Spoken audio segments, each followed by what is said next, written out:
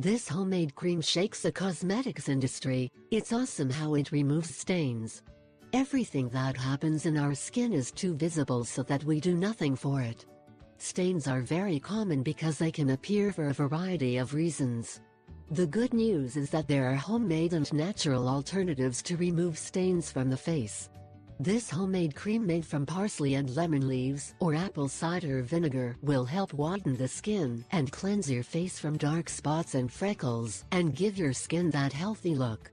It is used as a cure for fever, kidney disease, urinary tract disease, diabetes, inflammation of the eyes, and even impotence.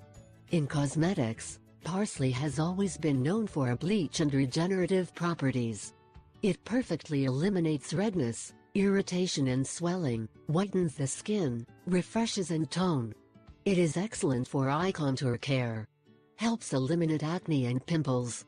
Spots. This parsley lotion is easy to prepare and use daily for facial care. Ingredients: 3 spoonfuls of chopped parsley leaves, 1 teaspoon of lemon juice or apple cider vinegar, 250 milliliters of water.